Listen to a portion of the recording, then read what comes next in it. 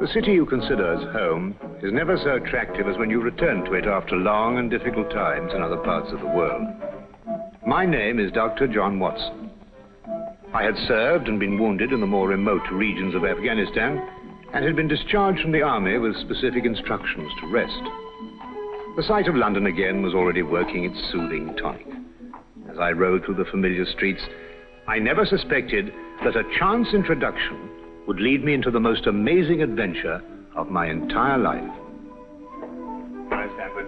Watson, old man!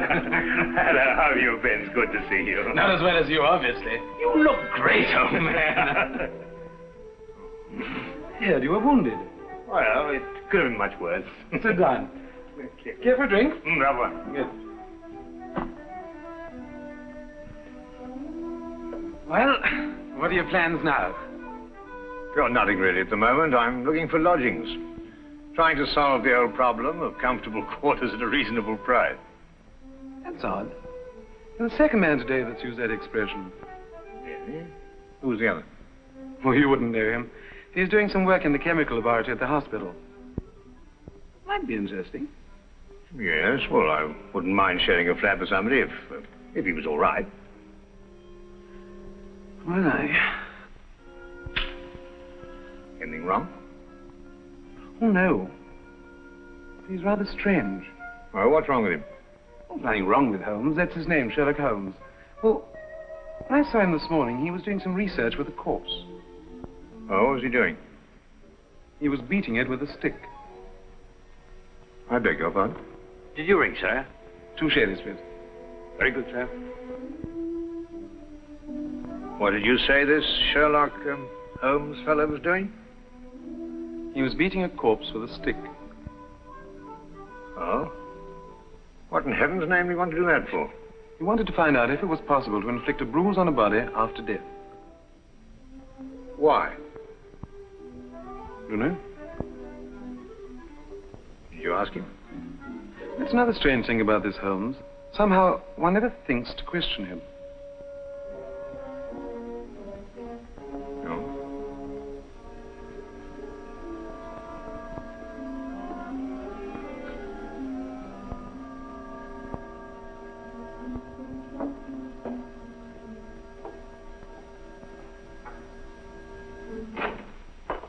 It works. It really works. You realize you've just entered the greatest chapter in the history of forensic medicine? You're Dr. Watson. Yes, I am. What works? A foolproof test for hemoglobin. You realize what this means, of course. No, I don't. You must be Sherlock Holmes. It will create a revolution in criminal investigation. Yes, I'm Holmes. How did you know I was Watson? Because you've just come back from Afghanistan. How do you do? How you do? How did you know I'd just come back from Afghanistan? Well, it's written all over you. The problem has generally been that a man is suspected of a crime months after the crime is committed. Then when they find bloodstains on objects of clothing, they can't be sure if it's blood, mud, or rust stains. But this solves the whole thing, of course. Oh, of course. Of course. Stanford told me you're looking for someone to share a flat you'd found. Do you know, if this test had been in existence a year ago, it would have meant that von Bishop of Frankfurt would most certainly have been hung. And that goes for Mason of Bradford, Muller, and O'Fave, naturally. Naturally. Who are these people? Did you know, I'm delighted to meet you, Watson. I think you'll like the flat. It's in Baker Street, by the way. Oh, we could pop round this afternoon and have a look at it if you can. Yes. Oh, yes, rather. I'd like that. Good. Did you mind if I play the violin? No, go right ahead. No, I don't mean now. I mean when we're sharing the flat. Oh, no, of course not. I like a bit of good music. Oh, good. I'm not very good. Oh. Tell me, Holmes. Yes. How did you know I just got back from Afghanistan? Well, it's obvious. Now, that's what you said before. It isn't a bit obvious. You're a doctor, that much we know. But with the air of a military man, therefore an army doctor. You've acquired a sunburn. I know it's not your natural color because your wrists are white. Your eyes tell me that you've recently been ill. I'd say some sort of tropical fever. You use your left arm stiffly as though you'd sustained a wound. Now the problem becomes, where would an army doctor have contracted a fever and sustained a wound? And the answer, my dear Watson, is in the present campaign in Afghanistan, naturally. Naturally. Of course, it's obvious. Naturally. We examined examined the rooms at 221B Baker Street that afternoon and promptly moved in on the following day. I had, at this point, known Sherlock Holmes for only 24 hours. But the man's fantastic powers of perception, coupled with the almost unpredictable personality I'd ever encountered, kept me in a state of constant surprise when I wasn't being shocked. It was unbelievable, the things he knew and the things he didn't know. Now, really, my dear Holmes, you mean to tell me you didn't know that the Earth moved round the sun? Really? But every school child knows that. Well, now I know it, too, and I shall promptly proceed to forget it. But why? Yes, why? Why should I remember it? Well, because it's a natural phenomenon. Well, is it important? Does it affect us? If you told me the Earth went round the moon, would it make any possible difference to our way of life? Well, to put it that way, no. Then it's useless information, and I shall do my best to forget it. I advise you to do the same. At times, I thought the man was joking and simply having a bit of fun at my expense. But I soon learned that he was in dead earnest. I also, unknown to him, made a brief classification of the man's knowledge. Literature? Nothing. Philosophy? Nothing. Astronomy? Nothing. Politics? Disinterested. Botany? He knew everything there was to know about poisons and absolutely nothing about practical gardening. Chemistry? Profound. Sensational literature? Without question, Sherlock Holmes knew the details of every horror perpetrated in the last 100 years.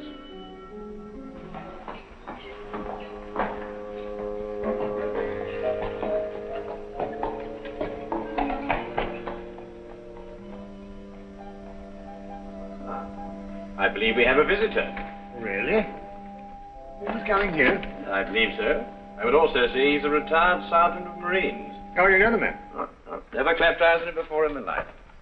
Well, in that case, that's one of the wildest statements I ever heard. How can you possibly guess he's a retired sergeant of Marines? You've never seen him. A guess, my dear Watson. A calculated deduction. Yes, he is coming up here. Do you mind if I ask him his profession?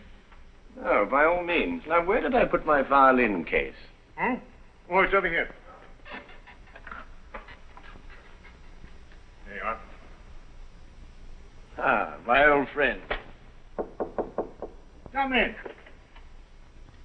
Excuse me, gentlemen. I have a message here from Mr. Sherlock Holmes. Thank you.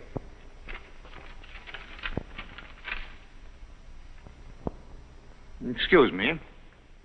Sir? Do you mind telling me your occupation? Not at all, sir. I'm a civil servant employed by the police department. Thank you. I just wondered. Not at all, sir. How long have you been with the police department? Just a year, sir. Before that, I was a sergeant in the Marines. Good day, gentlemen. How did you know? An interesting letter, Watson. A very interesting letter. Perhaps you'd like to come with me. Where? To catch a murderer, of course. Of course.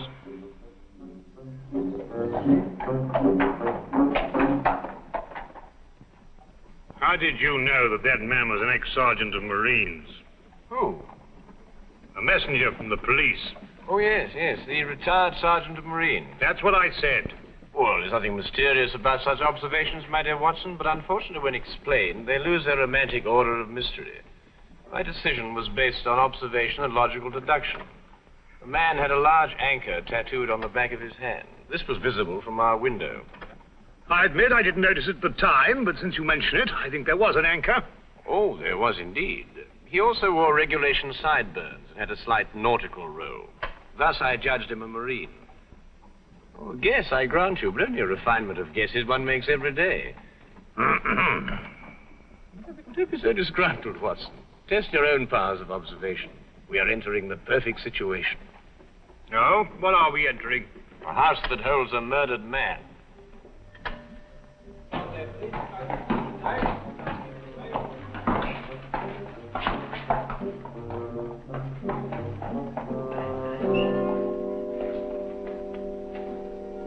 Is Inspector Lestrade inside? Yes, sir. May I have your name, please? Yes, Sherlock Holmes. This is Dr. Watson. Oh, that's quite all right, sir. Inspector Lestrade gave instructions to admit you. Oh, good. Oh, by the way, has the body been removed? No, sir, but the medical examiner's just gone. Oh, thank you. Let's hope they haven't moved things about too much.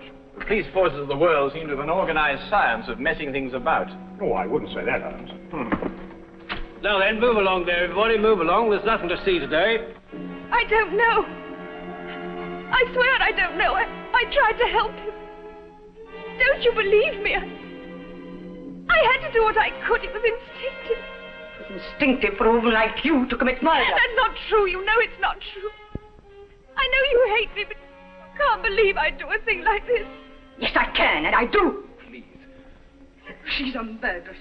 You know it as well as I. She murdered your brother. It's a lie. Yes, it's a lie. Frank, our story's a lie. The relationship you had with my son was a lie. My son's been murdered. This girl's a murderess. Why she did it, what her motive was, I don't know. They were engaged without my blessing. I can only be grateful that she gains nothing by her crime. Your duty now is to convict her. Just a moment, please.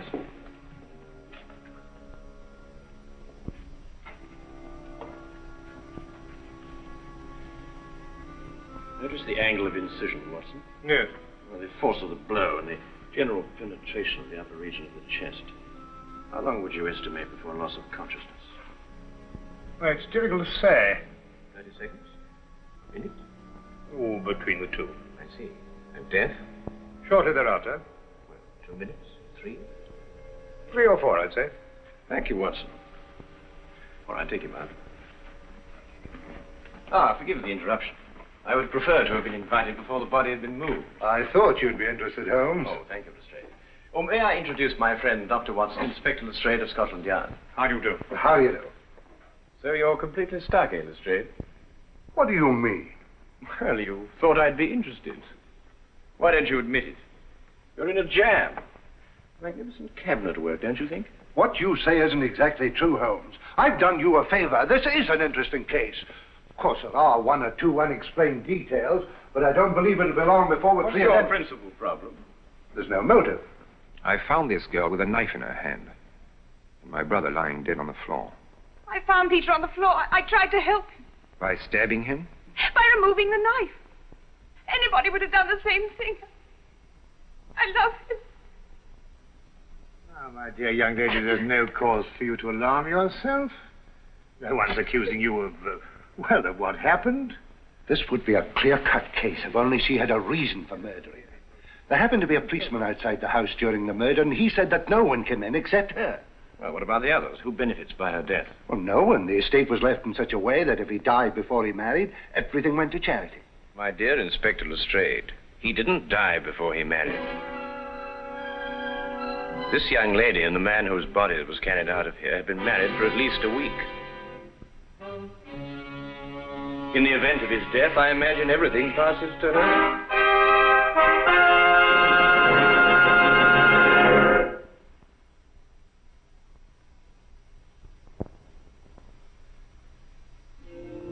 And now we return to the case of the Cunningham Heritage. How did you know they were married? Weren't you?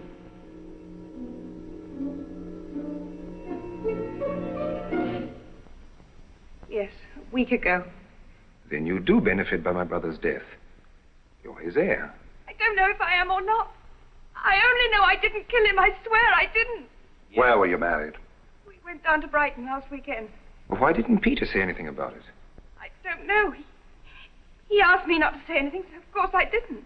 I'm afraid, young lady, I'll have to ask you to accompany me to headquarters. I understand.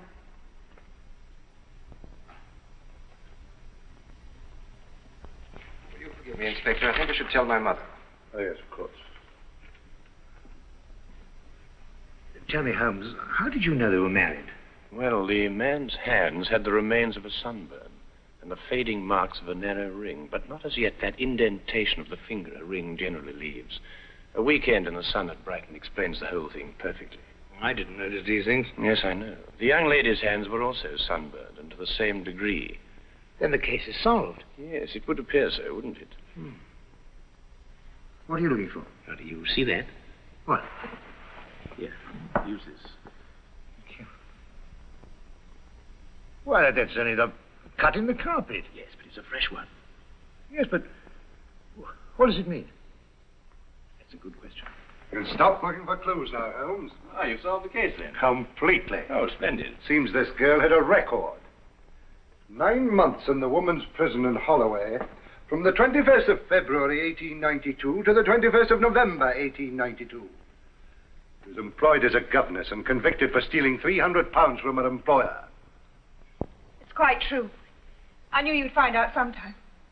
I made a mistake 5 years ago, but I paid for it. But Peter knew all about it before we were married. I never tried to hide it from him. You didn't know what else you had in mind. I had nothing else in mind except that I loved him. I'm afraid I must ask you to go with the officer, miss. Or rather, madam.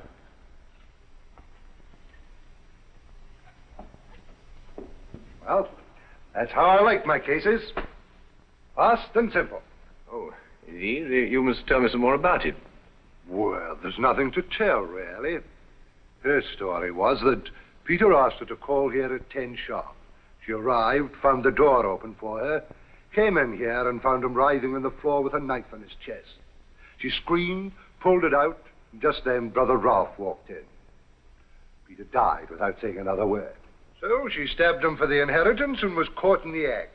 Simple. Well, it's falling off a log. Couldn't be simpler, could it, Watson? Well, I still think it's a tragedy. Yes, but in my job, Dr. Watson, we run up against it all the time. Cigar? No, thank you. Well, I suppose you've had some amazing adventures. Yes, but one learns to have a real philosophy of life and get a good perspective. Yes, I suppose so. But just the same, I think it's a pity. Just another case of a clever girl being too clever. Well, for a clever girl who intended to murder her husband, she certainly chose the most stupid possible way to commit the crime. What was that? Well, what's this? Checkbook. Oh, amazing deduction, Lestrade. Look. So Peter Cunningham drew a check for £1,000. 6 weeks ago. And 5 weeks ago. And 4. And 3. And 2. And that's all. Well? They're drawn to cash. Well, I don't get your point. He was a very rich man. Well, it's a great deal of cash. It was his own money. I suppose he could do what he liked with it. You may have hit the proverbial nail, Lestrade. Now, look here, Holmes. You're trying to start something that just doesn't exist. Oh, do you think so? I have a great deal of respect for your opinion, Holmes. But your trouble is that you can't leave things alone. If there isn't a mystery, you have to make one, or you're not happy. You're right, I'm not happy. There are marks on the carpet indicating a struggle. The man whose body was carried out of here was over 6 feet in height. If he had struggled with a girl who had left here, I don't think he'd have lost. She surprised him. Oh, but he was expecting her. That's her story. I'd say she sneaked up on him. What, and stabbed him in the chest? How do you sneak up on someone and stab him in the chest, Lestrade? Now, look here, Holmes. You're trying to start something, and I just won't stand for it. That girl's a jailbird, and she's guilty, and she's going to hang. And that's the end of the case. I see Inspector Lestrade is up to his usual mental gymnastics, trying to hammer square pegs into round holes. Well, it's been a great pleasure meeting you, Inspector. I warn you to keep away from that man, Holmes, or you'll be insane in less than a week.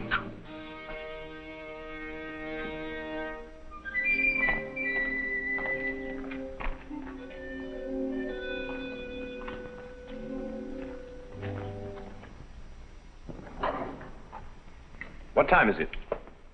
Oh, 10:30. Perhaps you'd like to take a little stroll with me. What? I'd like to investigate this afternoon's affair a bit further. Oh, yes. I'd like that. I thought you'd forgotten about it. Not at all. I've been thinking about it all evening. Shall we go? Then we must exchange our thoughts en route. Where are we going? To the Cunningham house. I didn't know you'd made an appointment there. I didn't. Oh, well, who do you expect to see? No one, I hope. Well, I'm terribly sorry, Holmes, but I'm afraid I don't understand what you mean when you say you want to go to the Cunningham house and you don't. You can't do that. What? Well, you can't break into the house. Why not? It's against the law, that's why not. Why, if we're caught. That's it. What is? If we're caught. But that makes no difference. Makes no difference at all. The thing is, if we're caught, it's against the law.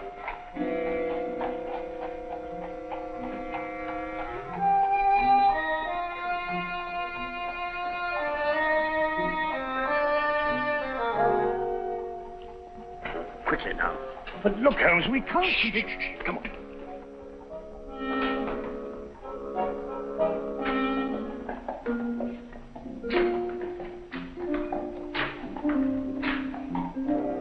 Good evening, Inspector. Oh, good evening, Sergeant. Everything all right? Yes, sir? I just thought Sherlock Holmes might have dropped by. Where'd you get the key? Not a key, it's a burglar's tool. A burglar's tool? Is the street clear? Yeah.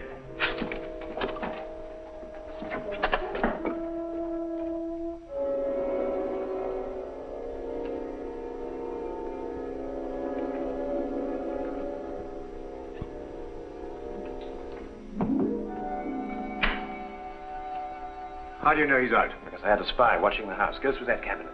What am I looking for? Oh, papers, bank statements, anything to indicate passage of money from Peter Cunningham's account. Go on.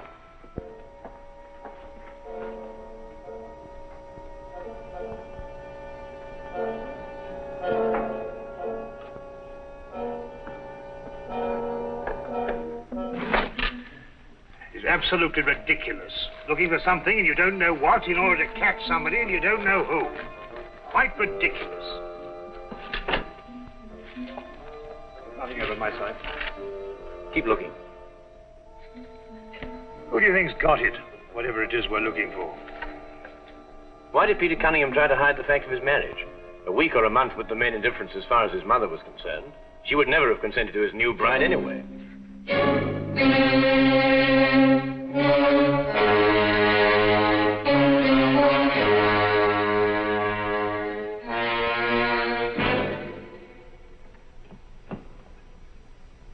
He married her to prove to me that my blackmail wouldn't stop him. And then he withheld the fact in order to give me 1 week to clear out of the country before he exposed me. The money he paid you went to buying up your promissory notes. I was being pressed, Mr. Holmes. My brother's engagement to a jailbird gave me a perfect opportunity to extract a little money from him. In fact, if he hadn't been such a bullhead, it would have gone on for quite some time. A jailbird, as you put it, makes the perfect murder suspect. Perfect, Mr. Holmes. And you and Dr. Watson make perfect burglary suspects. When I report your death to the police, they can't possibly blame me for defending the sanctity of my home.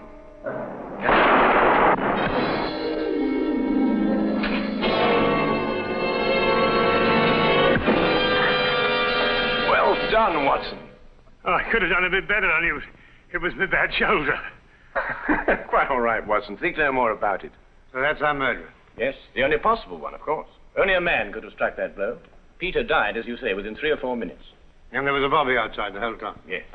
Crystal clear. Oh, it's completely obvious. Well, what do we do now? What's going on here? Who fired that shot?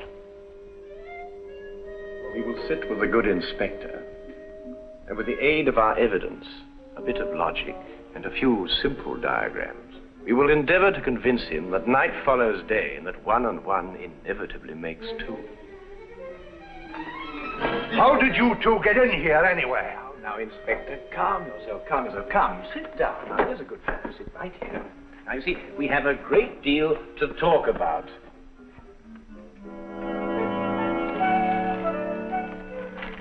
Also present with Inspector Lestrade was Dr. John Watson and a personal friend of the inspector's, Mr. Sherlock Holmes. This is ridiculous. It's fantastic. This isn't the way it happened at all. This will revolutionize investigation, Watson. This whole account is a lie. Fingerprints, Watson. That's the coming thing. No nonsense. What are you going to do about this? A bit more research. Here, give me your fingers on this sheet of paper. Holmes. Were you going to sit there with these disgusting little smudges and let them get away with this? I beg your pardon? Well, I won't. They're going to hear from me. Brilliant Inspector Lestrade, indeed. Why, it took you 3 hours to convince that bonehead. I don't know. Never in my life have I heard. The young lady was innocent.